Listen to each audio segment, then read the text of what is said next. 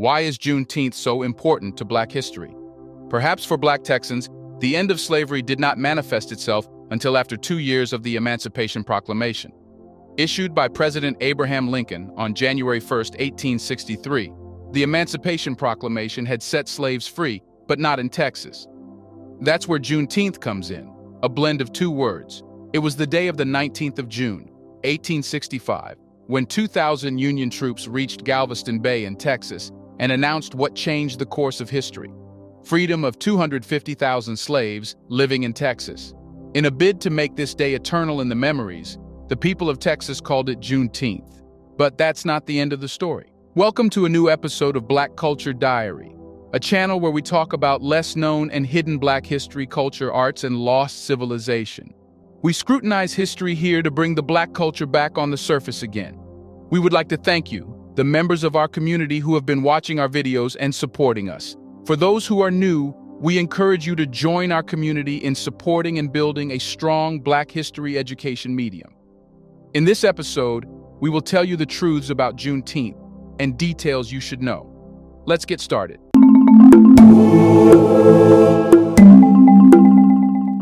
During the Civil War, President Abraham Lincoln made a big announcement called the Emancipation Proclamation on January 1st, 1863. It was a really important document because it said that all the slaves in the Confederate States were now free. But making sure this actually happened was really difficult. Out of the states where Abraham Lincoln feared slavery had not ended was Texas. On June 19, 1865, General Granger and his troops arrived in Galveston, Texas. They were there to make sure that Lincoln's proclamation was followed. But to their surprise, they found out that many African Americans were still being kept as slaves. To understand what was going on, we have to go back a bit. Confederate General Robert E. Lee had surrendered, and Texas, which had left the Union in 1861, was now under Union control. General Granger was sent to Texas to take charge and make sure that Lincoln's proclamation was enforced. Even though the Emancipation Proclamation inspired almost 200,000 Black people to join the Union Army and fight against the South, there were still around 250,000 slaves in Texas, even after the war. These people were shocked when General Granger stood on the balcony of Aston Villa, where the Confederate Army used to be, and read his handwritten general order. It was called General Order No. 3, and it officially ended slavery in Texas. General Order No. 3 said that all slaves were now free and that they had the same rights as their former masters. It told them to stay where they were and work for wages. But it also said they couldn't hang out at military places and they wouldn't be supported if they didn't work. It's important to mention that General Order No. 3 referred to the proclamation from the executive of the United States, which meant President Lincoln. Even though Lincoln had died, his proclamation still mattered. The reason why slavery was still in place in Texas, even though the Emancipation Proclamation, was that Texas was still part of the Confederacy until General Lee surrendered in April 1865. Slave owners didn't tell their slaves about the proclamation so they could keep using them for work. Yes, slavery had ended, but hundreds of thousands of Black slaves lived as they used to. Work, and only work under force. That's why General Granger's arrival and the public reading of the General Order were the first time many slaves in Texas heard about being free. After General Granger read the order from Aston Villa, he told his troops to go through Galveston and read the order in different places. They went to the Osterman Building, the local courthouse, and the Negro Church on Broadway, which is now called Reedy Chapel AME Church. This way, everyone in Texas could officially know about the proclamation and their freedom. But it's important to know that not all the slaves in Texas became free right away. The idea that General Granger's arrival and the reading of the order instantly freed 250,000 people is not true. It took time to make sure everyone was free. The process of enforcing freedom and making the transition from slavery to real freedom was a gradual and ongoing thing that lasted long after June 19, 1865. Still, June 19th is a very important date in history. We call it Juneteenth, and it's a day to celebrate freedom. It's also known as Juneteenth Independence Day or Freedom Day. Juneteenth reminds us of the struggles and progress Black people made toward equality and freedom for everyone. But that's not it. It tells what many don't know. Black people fought and brought the Civil War to an end. But the historical accounts of Juneteenth paint a picture that diverges from popular narratives. While some historians celebrated the arrival of Granger, the bearer of Emancipation news, as a moment of sheer joy and exuberance, it is essential to delve into the accuracy of these portrayals. In this regard, the recollection of Felix Haywood, a former slave from San Antonio, Texas, as featured on the website National Today, stands out. Haywood's words conjured up a scene of sheer elation, where people felt like they were walking on golden clouds, relishing their newfound freedom. However, as we embark on this journey, we must exercise caution, for the reality that unfolded after the proclamation in Galveston was far from jubilant for many. News of emancipation quickly swept through the relatively small island city of Galveston, sparking hope for a long-awaited day of liberation. However, contrary to expectations, the desired freedom did not manifest as anticipated. Elizabeth Hayes Turner, a respected history professor at the University of North Texas, provides invaluable insights in her book, Lone Star Pasts: Memory and History in Texas. She reveals a different side of the story, one that reveals the actions of the former Confederate mayor. He took it upon himself to capture runaway slaves and return them to their owners. Astonishingly, the Union Army's provost marshal supported these efforts, albeit with the ulterior motive of utilizing the runaways as laborers for the military. Consequently, freedmen who arrived in Galveston after these distressing events found themselves forcibly conscripted into military service. Thus, for many, the proclamation did not instantly translate into freedom.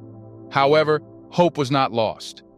Galveston eventually experienced liberation when Union troops arrived and occupied the island.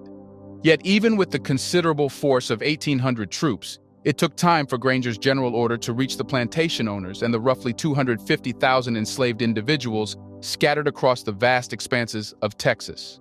Government agents faced significant challenges in their endeavor to reach the remote plantations, and upon their arrival, plantation owners retained control over the dissemination of the news to their slaves. Many chose to withhold the revelation until after the harvest season, prolonging the wait for freedom. Before we continue further, tell us, are you enjoying the video? If yes, please like and share the video and subscribe to our channel to watch more videos on Black culture, history, civilization, and identity. Let's continue now. Turner's meticulous research sheds light on the immense obstacles that Texas slaves encountered during this period.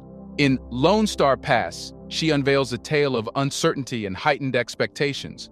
Slaves who received the news and sought to act upon it by leaving their enslavers faced a harsh reality. Their initial joy quickly turned to despair as they encountered punishment from white vigilantes who vehemently opposed their yearning for freedom, choosing to perpetuate labor exploitation.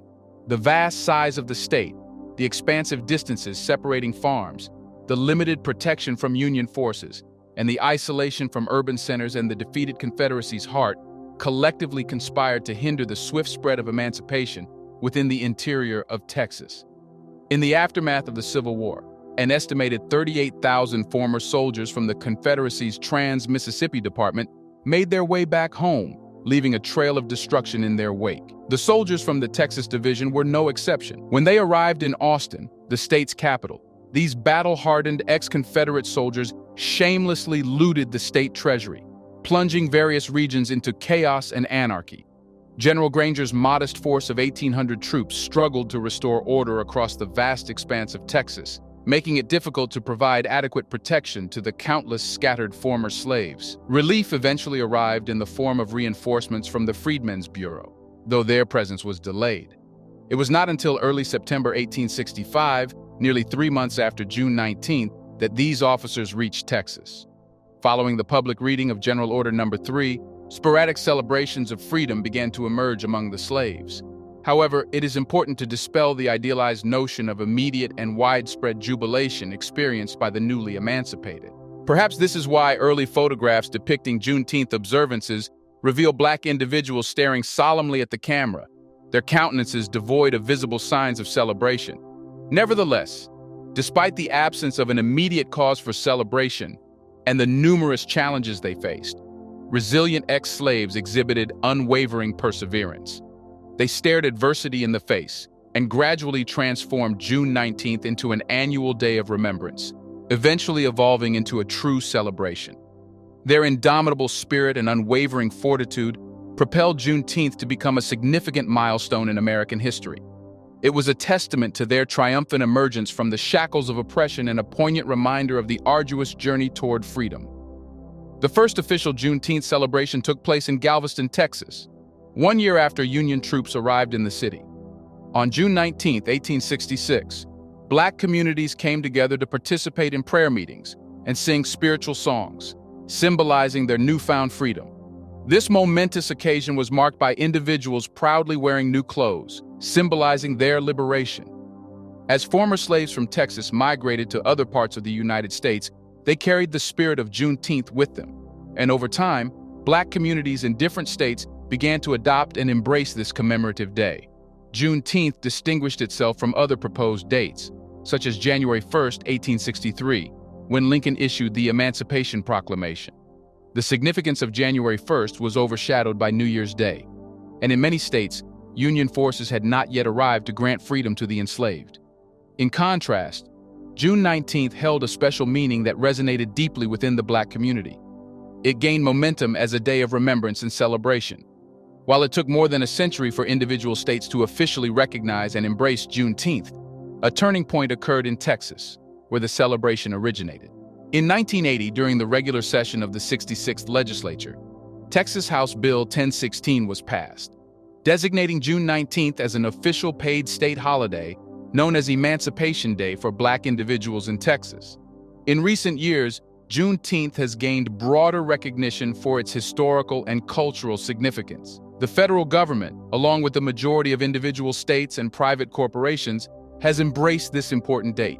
Juneteenth holds a unique position as the oldest official celebration commemorating the end of chattel slavery in the United States. On Thursday, June 17, 2021, a significant milestone was achieved. President Joe Biden signed a congressional bill into law, officially establishing Juneteenth as a federal holiday.